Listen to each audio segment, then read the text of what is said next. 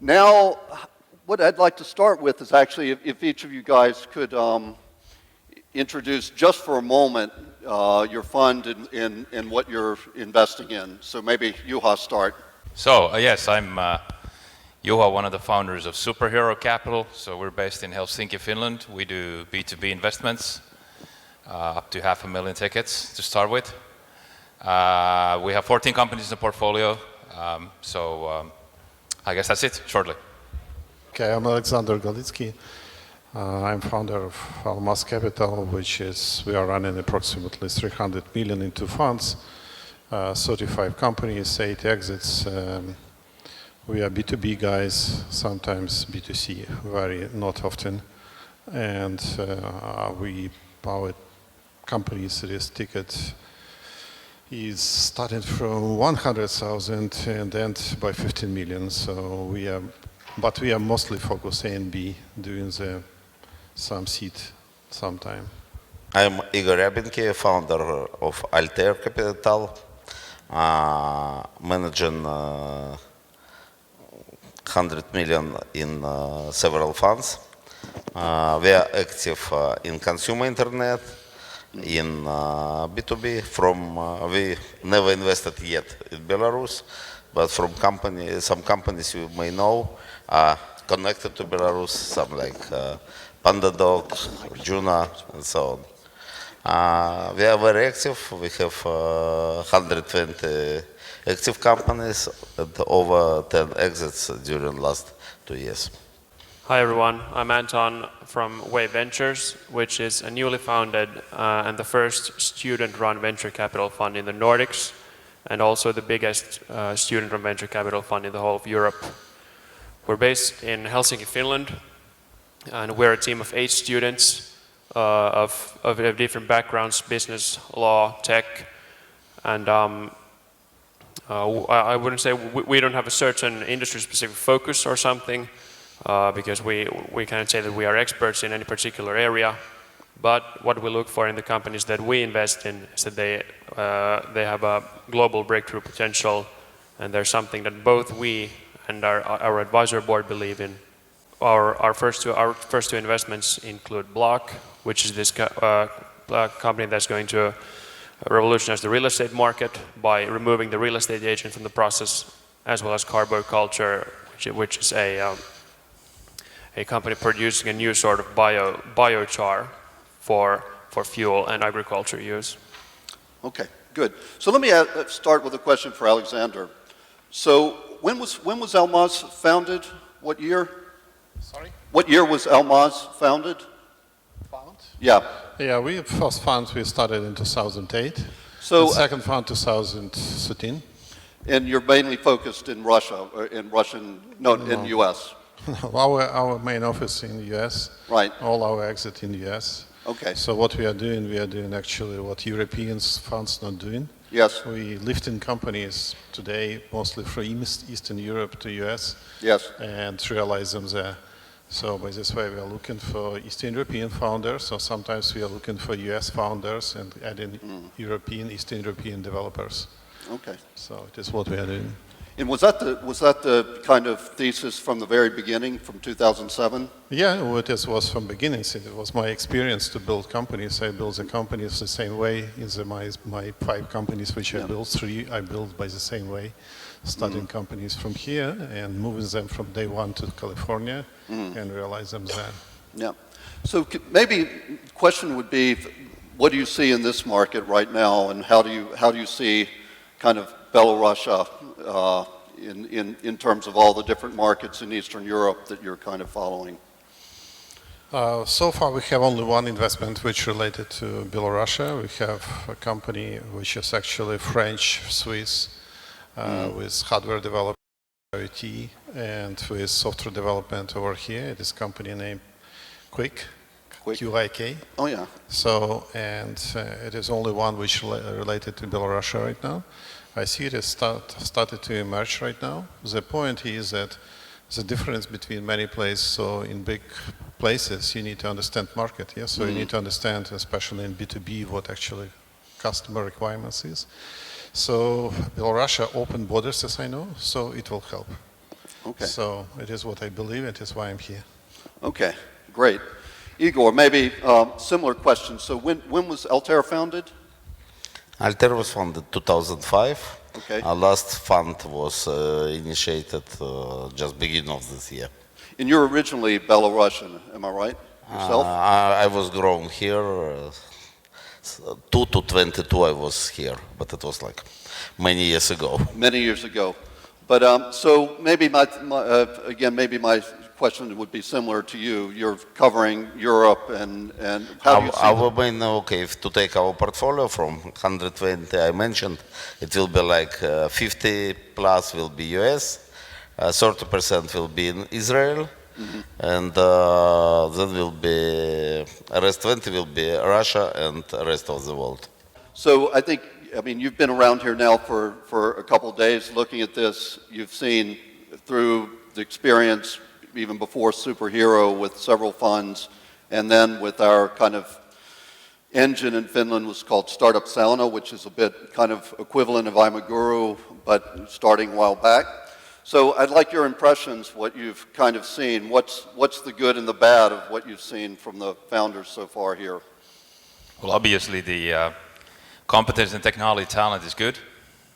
You can immediately see that, which is of course a good base to bring companies like Masquerade or even Wargaming. I guess the challenge is, as in many of these countries, that it's still quite homegrown, and language is an issue. Obviously, Yep. it's getting better all the time, but you really should. If you do anything that's digital, you should realize that it's global from day one. So whenever you launch, it's going to be global. So don't just focus on the CIS or Russian or whatever markets you might focus. Think globally. This is really the thing. Because there really is no excuse of not being global if you only have a digital product or solution. When you do something physical, then it's different. Any models for Belarusia of other kind of Eastern European or Baltic markets? Place to look at? You mean like in a country level? Yeah. Well, of course, Israel is the place where everyone should look into. I mean, these guys have, during the last 25 years, grown from almost having nothing in the area, being the powerhouse of startups and venture capital in the world. And Estonia is another great example where the government is doing smart things, including startup visas and taxations and low regulation, all of that stuff. So I would look for those two. Look for those two countries. Yep. So Anton, so you're heading the first student-led fund in the Nordics? In the Nordics, yeah, correct. So give a little background to that. We have, I think, a lot of people here who are students. And so how did you guys kind of get this thing off the ground? It couldn't have been easy. How many minutes do I have? 2. I could sit here 2. all day. Okay, so let's give a really quick version here. So the guy whose name is actually on the board, Andreas, who couldn't make it here today, he ran into this article once in TechCrunch and about student-run venture funds in the US. And I was at the same time working for Slush together with Andreas with the investor operations of the team. And then he just threw out the idea that, hey, why don't we have this in Finland or in the Nordics? And so we gathered up a group of like-minded students, decided that we're going to go out there and do this. And we started by meeting up a lot of local investors and entrepreneurs in Finland, Juha being one among them. And I can assure you that the name Drill Sergeant is very accurate. And one by one, we got a lot more people impressed about our idea and hopping on board either as in an advisor role or as an investor in the project. And 9 months later, we had gathered a very large variety of investors backing our idea, and basically the whole 9 months of fundraising went in a hush, and What kind, are there individuals or institutions as your investors? We only have, at the moment, we only have private individuals as investors. Okay. So let me ask, so if you could maybe give a couple ideas to the students here, what are the most important things they should be doing to kind of, from the student side, build this ecosystem? What have you seen work? Well, one of the assets I think that the Finnish university or the university student system has, that it's really compact, and it's all the students are really close to each other, and the network and the whole startup ecosystem in Finland as a whole is a really tight-knit sort of group of people. And I think as a student, one of the best things you can do is constantly meet other people, because it's one of the best times to always meet new people and share ideas with them. Okay.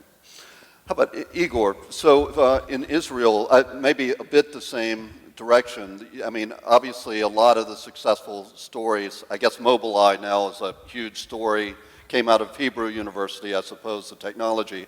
What have you seen working around universities in terms of kind of energizing new startups?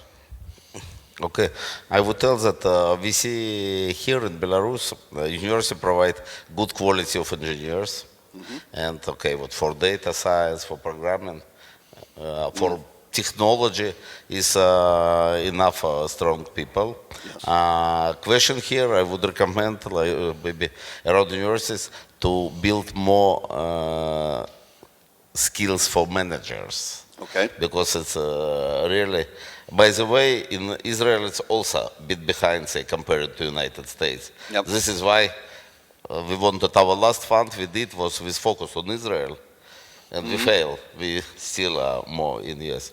And in Belarus, if they want to improve situation, okay, to students and to universities, okay, to work more about manager skills, and to legislator to provide conditions, because I spoke today to people. Yes. And I see that for startups it is still unfriendly, despite many steps which already were done. Mm-hmm. So increase the kind of startup friendliness of the legislation, or?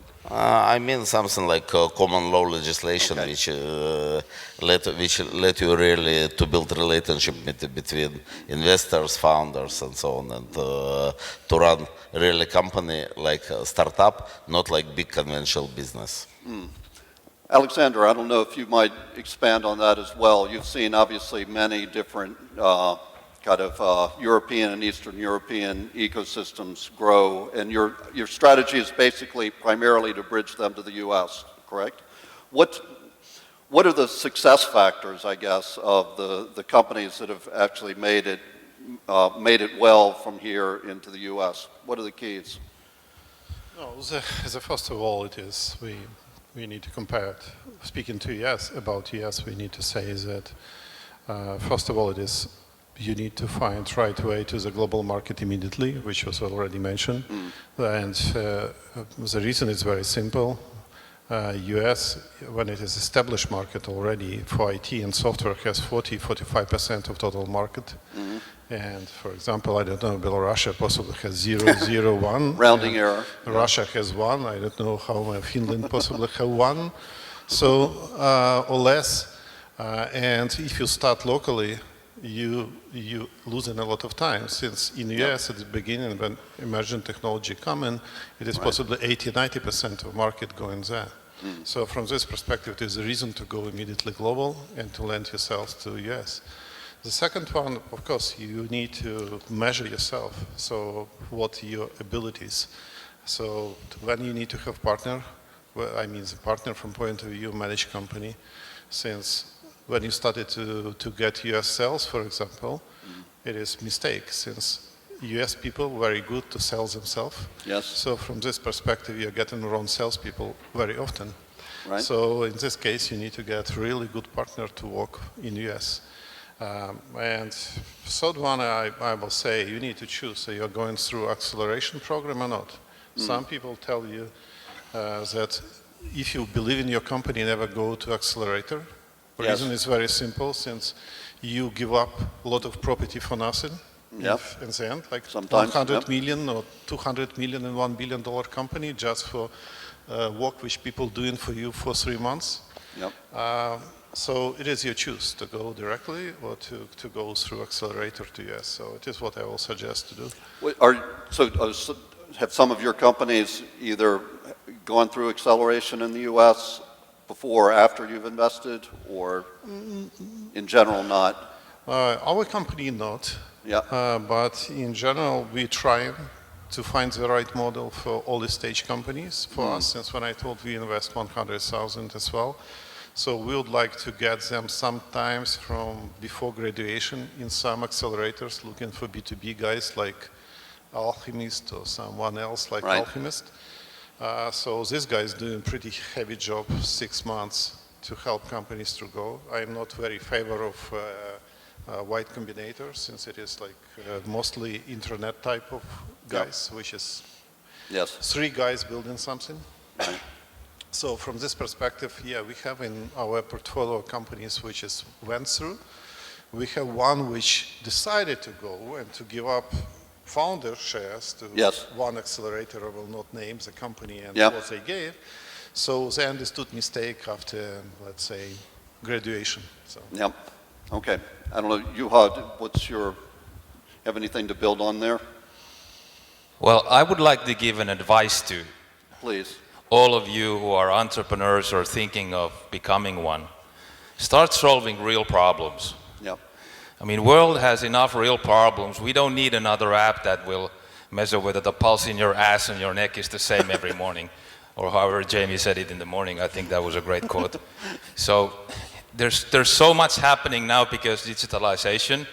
It will change every single industry. The funny fact is that when you talk about it, everyone says, yes, it's going to change every other industry than mine. You talk to McKinsey consultants, for example, who will go to every single industry and tell that digitalization is changing everything, except business consulting. That will stay. And the same with us VCs. We think it will not change the industry. We invest into companies that want to disrupt every single other industry except ours, because it will never change. We will stay forever. Sorry to say, ain't gonna happen. It will change. Artificial intelligence will also change VC industry. So it will affect every single industry. And there's huge opportunities there. So solve the real things, the real problems. There's enough of them in the world. Mm-hmm. Oh, I will support. Please. I will support pretty heavily to think more since when you're speaking about B2B industry. So even I in favor since I grew up in B2B. So enterprise software, it is $150 billion business. Cloud service, it is $170 billion business. And you can try to compete with guys like Amazon, for example, or somebody else. And when you're speaking about, for example, fashion industry, it is $1 trillion business, which did not touch at all what I will support by modern technology. So if you're speaking about many others, construction, agro, and everything, it's very a lot of stuff which is disruptive. And I agree that financial industry, including venture, will change. Yes. Venture capital guys, it is not gods. It is a service company which serve entrepreneurs. This needs to be understood. So if you will get in more intellectual guy, since venture capitalists given 80% of advices wrong, that's from my opinion. So only 20 you can pick up. So you need to be very smart to pick up the right advices. Absolutely. Did you have a follow there? No, not really. I mean, agree on that. So. Okay, and I would, again, a little bit of the, don't always go to where the flash is today, but look where the big problems are and try to deal with those. Maybe Anton. So how do you guys see it? So what are you looking for? So you're a student-led fund. Are you looking for student-led companies, or are you invested across the board?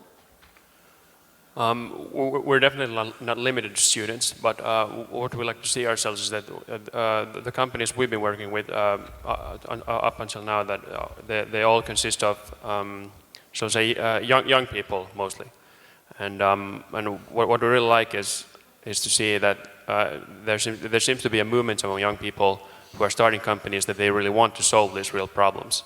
As it's definitely one of the key criteria we also want to keep when we look for the companies, and it's something that's really being highlighted among students and other young people, which is why naturally, despite the fact that we don't have any exact limits, but the most part of the companies we work with are founded by young people.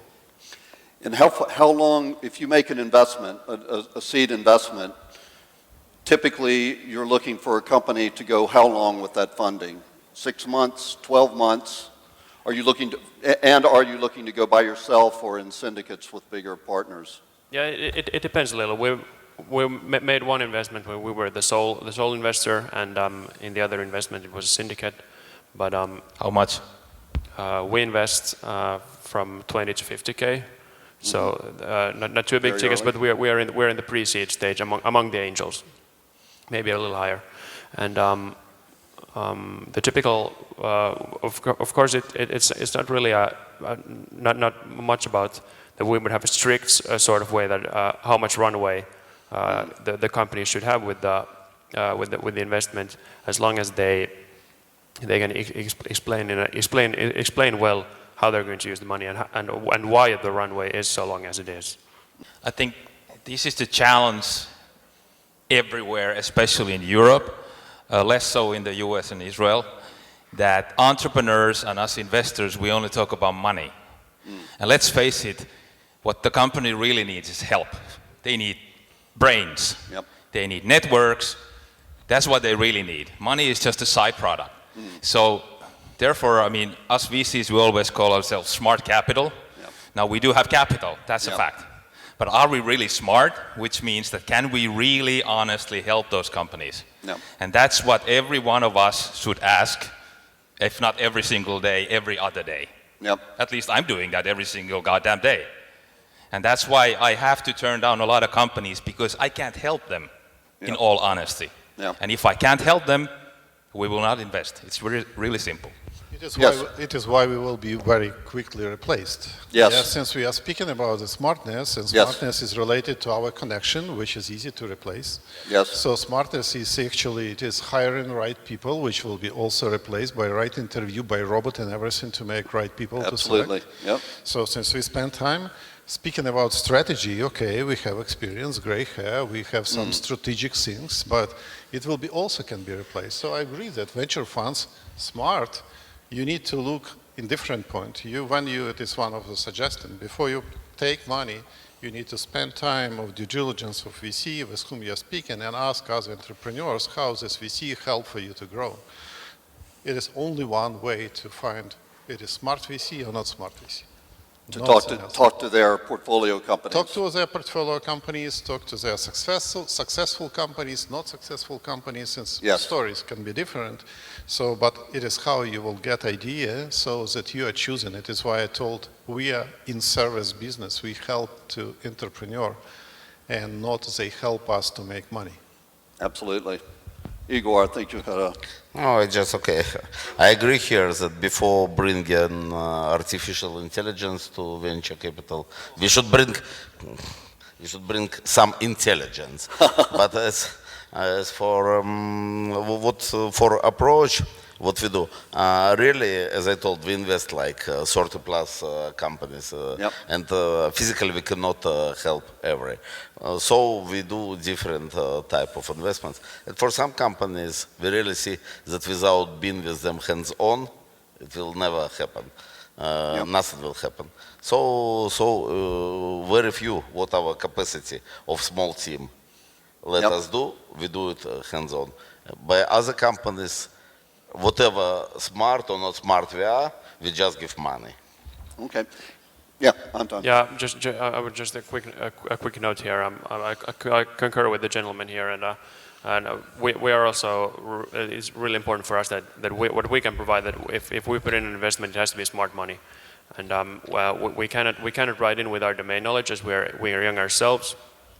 But what we've seen at this point, our biggest value props would be the student recruitment from our networks, both on biz dev side and on computer science side, and also by many of us have been working at Slush, have created these sort of vast networks for us that have been really helpful for our companies to this point. Okay, so the networks built up through the Slush and other stuff are something. Yeah, or pretty much all these things in the Finnish ecosystem. Yeah. So back to Igor. So how about kind of a serial entrepreneur versus a first-time founder? First of all,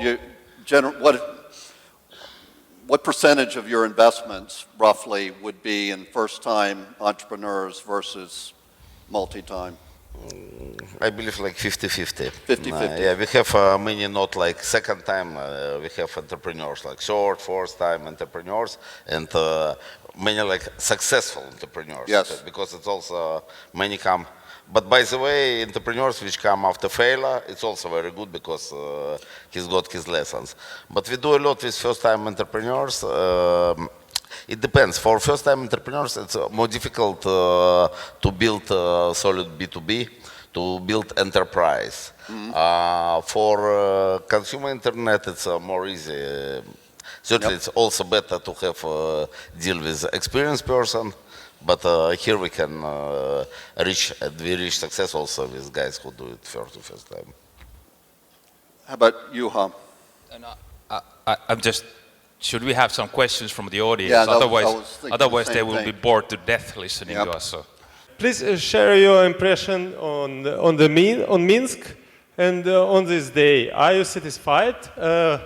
Is it what you expected from this event? From this particular event. What's your impressions of this event? So maybe starting from Anton, in not only the positives, but what would you suggest changes or? To this event? Yes. Plus, you've seen many years of Slush, obviously, which could be kind of mapped onto this. Definitely get like all the young people engaged. I've seen a lot of the organizers here are young people, and probably a lot of them are also volunteering. But really sort of riding on the community effort, making this more known throughout all especially in the student communities and the startup community as a whole. Juha, some ideas? Yeah, I have a few just development ideas. Number one, internet. You really need it. You have to make it work. That's number one. If you want people to tweet, it's very hard if you're offline. I don't know how you can tweet if you're offline.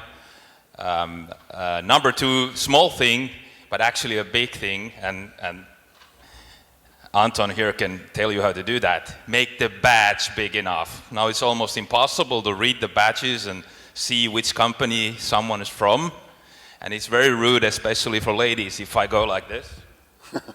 It's in the US you would be jailed for sexual harassment. So No, our president hasn't been. So. oh yeah, well now it's different. Yep.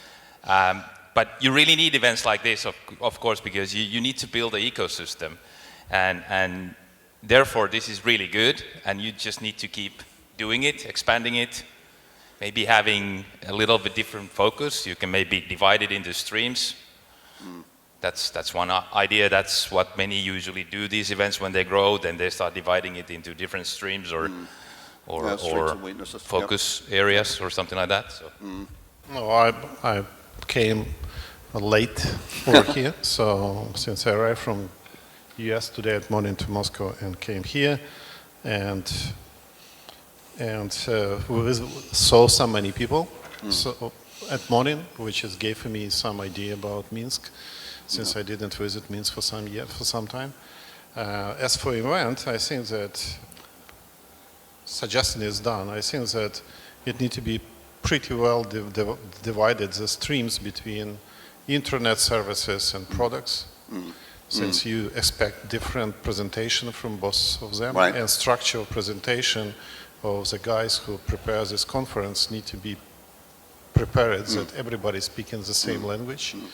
So since some pieces is missing in presentation and you don't have time to discuss and you don't want to ask. Yes. Yep. Igor? As for me, I love Minsk. I enjoy every time coming here. But as for... I don't have problem with badges to watch.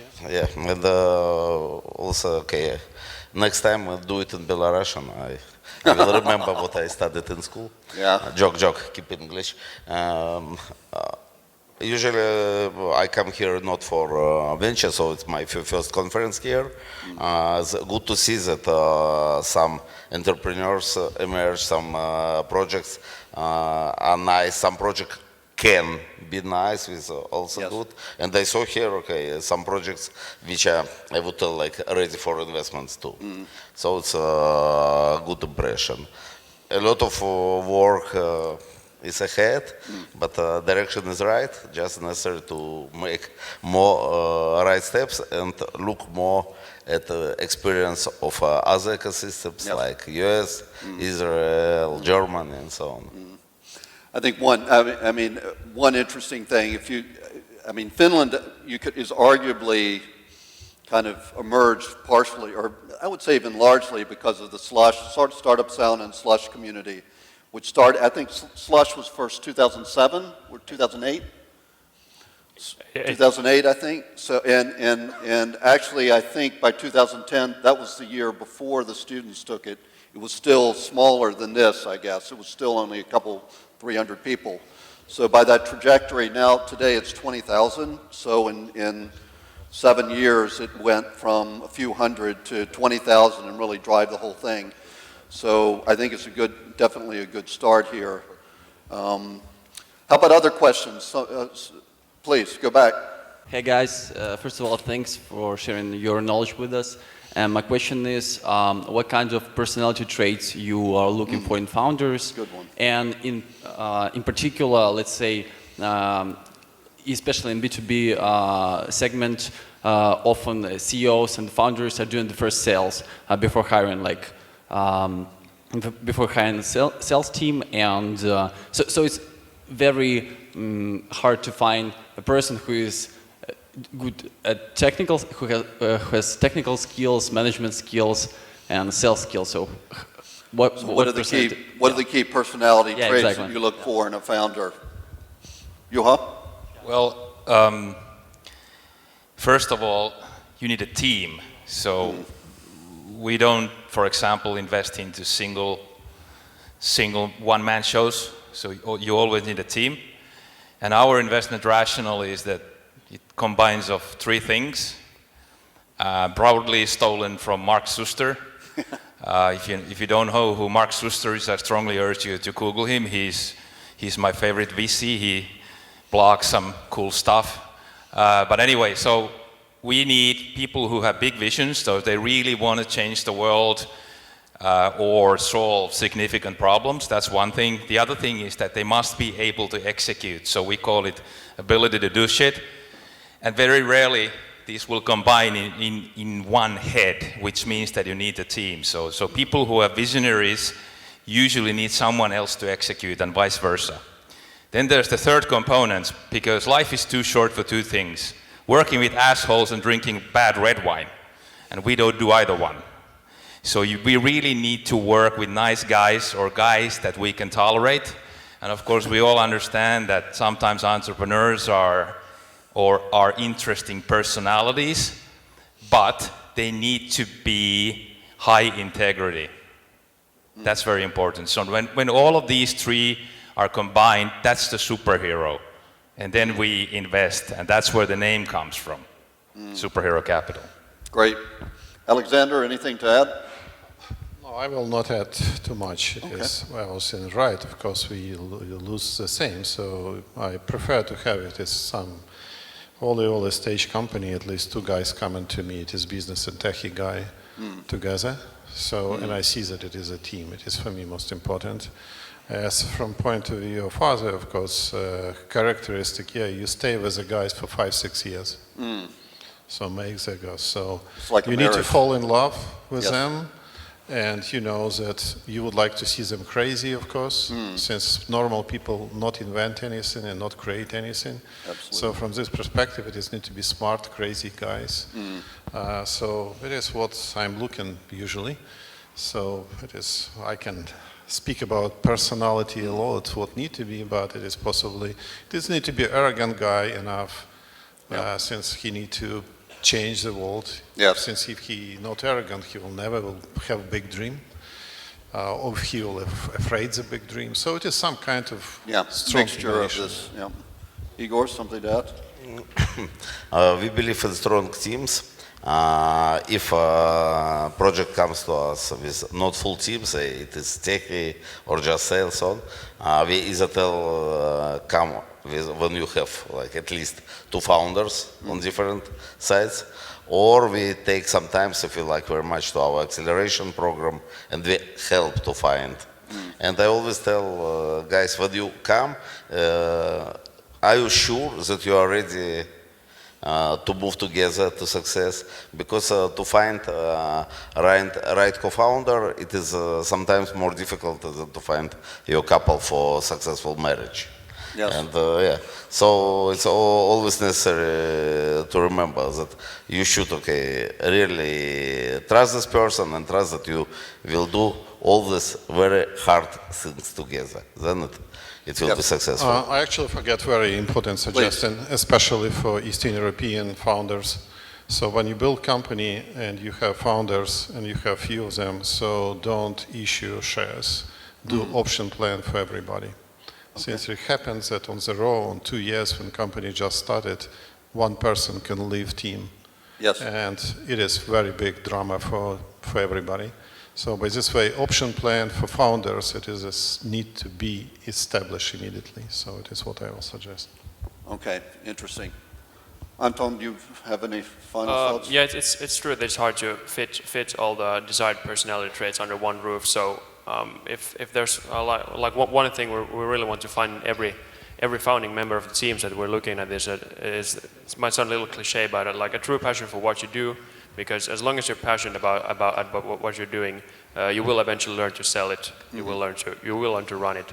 But if you don't have the passion for what you're doing, then the motivation is just going to stop at some point. But if I may, Please. one short comment. Make no mistake, all the problems you will face are related to people. There's really nothing else when you scrape the surface. Technology, all of that stuff is easy to solve. Yep. But people-related issues are the hardest ones. So therefore, select carefully, like the gentleman here said. Select carefully your co-founders. Really matters. Absolutely. All right. Please. Thanks for coming and thanks for information giving.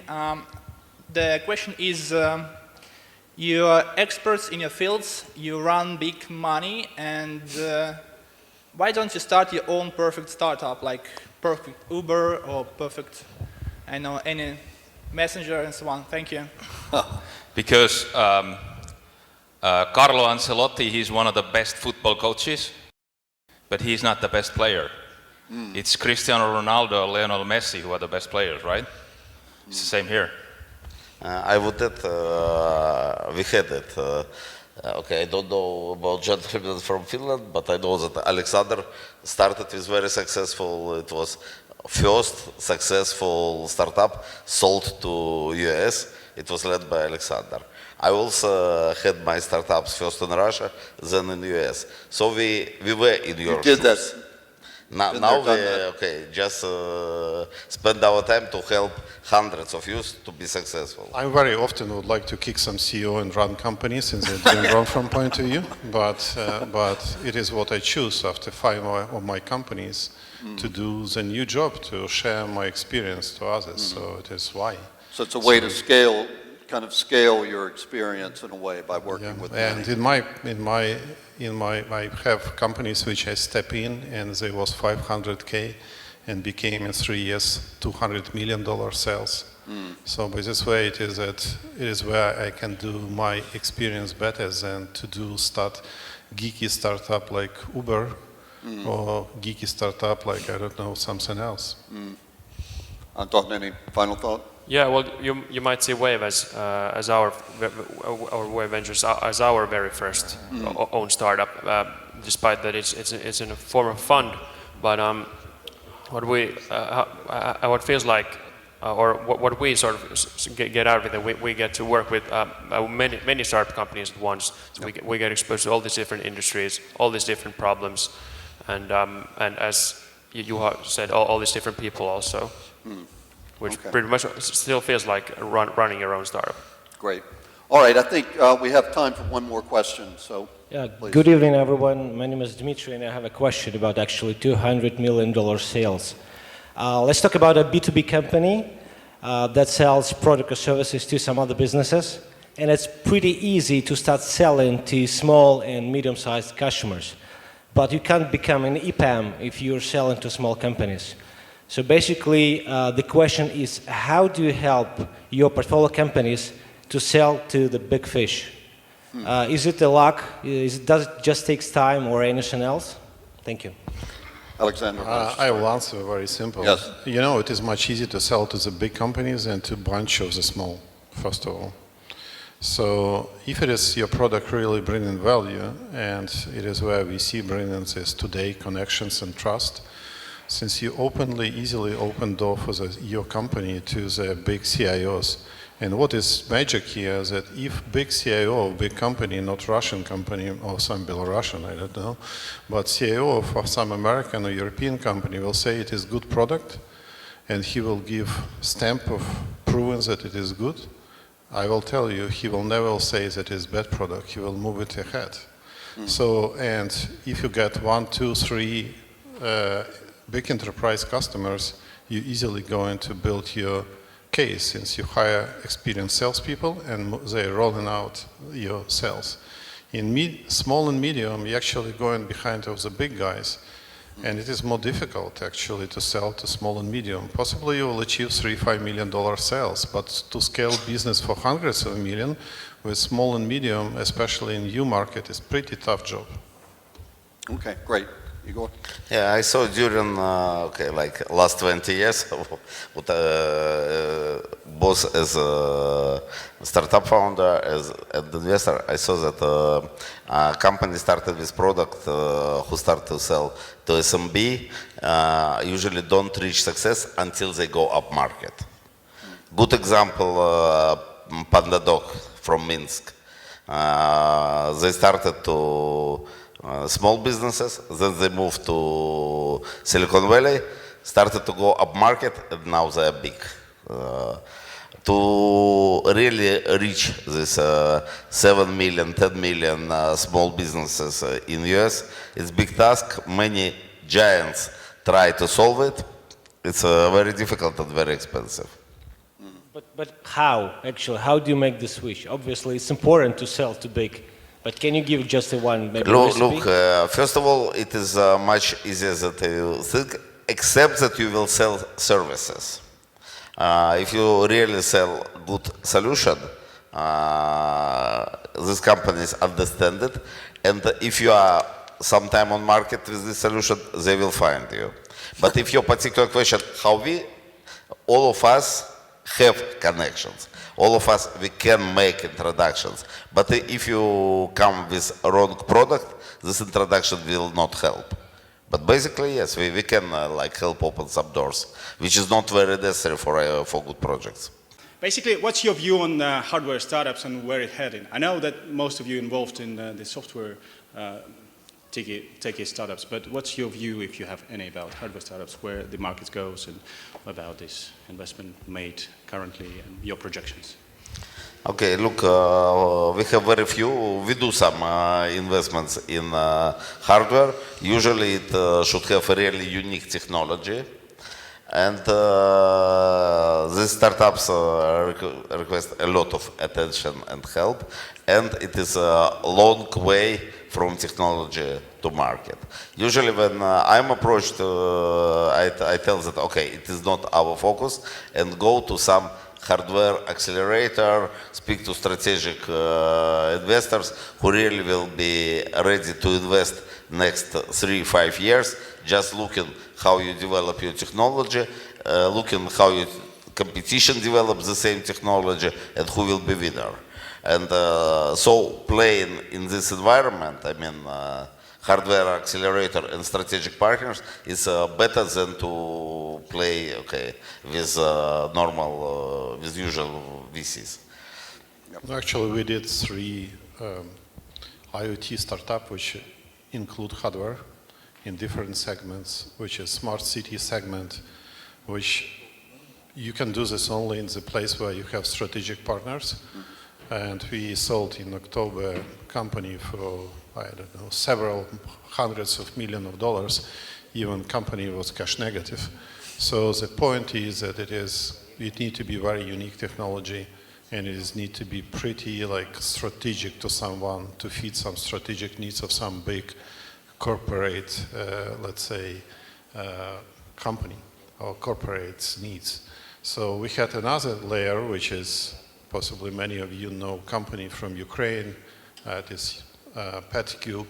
So it is tough, yes. So, but what is nice when you have Eastern European developers with $4.5 billion investment company achieved last year $10 million sales. Yeah. So it is given approach from Eastern Europeans to build hardware here. And the Minsk actually company, it is also hardware company, since here the software developers, but it is built around the sensors which built in Lausanne. So by this way, it is tough job since you need to have debt financing, but it's doable. People don't like to do it since it is mostly doing the strategic investors today, since it is long cycles and big risk and requirements of capital, and venture money is not so good for this. But just to add, do you tailor these startups to specific exit and specific strategic partners? Do you tailor it up front when you invest?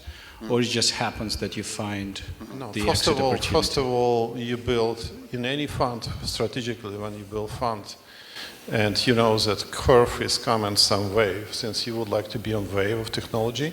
So for each of our first fund we did, we just wanted to prove models that Eastern European guys, good guys. Since I proven myself, but I don't know how it will work with companies which I will invest.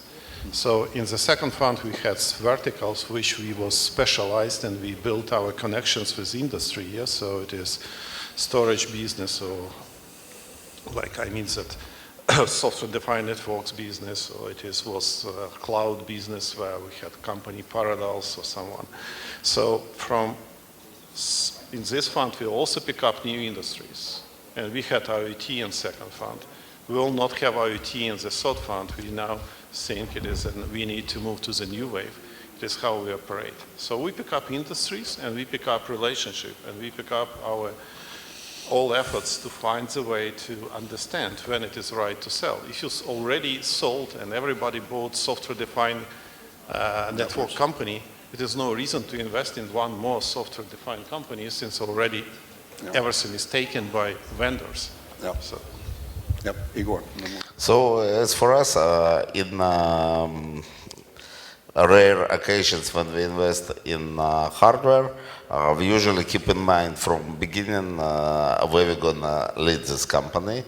It is not always works as we planned from beginning, but usually when we make decision to invest, we think where it go. We usually try to avoid solutions which produce one piece of hardware for consumer, because it's difficult. When we go to hardware, we usually aim to strategic B2B sales, and also help founders to understand what kind of partnerships they need and help to make it happen. Can I have one final comment, in the risk of repeating myself? Please solve real problems. Yep. Because my favorite quote is from Buzz Aldrin, who was one of the first guys in the moon. And he said that you promised me Mars colonies, instead you gave me Facebook.